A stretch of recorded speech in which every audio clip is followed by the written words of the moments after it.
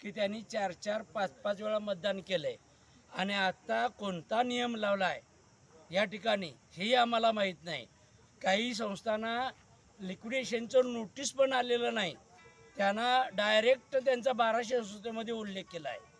आमच्यासारख्या संस्था अशा आहेत गेली 4-5 वर्षाचं ऑडिट, त्यानंतर निवडणुका, त्यानंतर दुधाचा सरासरी रेशो प्रमाण हे अगदी कायद्यात बसत असतानासुद्धा या संस्थांना त्यांनी लिक्विडेशनमध्ये काढणं ही खरोखर शासनाची अन्यायकारक भूमिका आहे.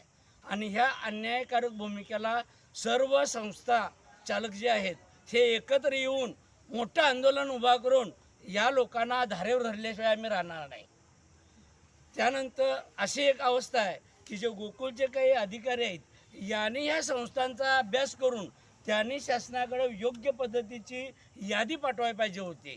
किमान ज्या संस्था व्यवस्थित चालू आहेत त्या संस्थांना तर यामध्ये मतापासून बाजूला ठेवता कामा नये असं माझं एक वैयक्तिक मत आहे. मी सर्वोदय महिला सावर्डे पाटणकर तालुका राधानगरी यांचा चेअरमन बोलतोय. खरोखर ही अन्यायकारक बाब आहे असं मला वाटतंय आणि शासनानं जरूर या ठिकाणी विचार करावा.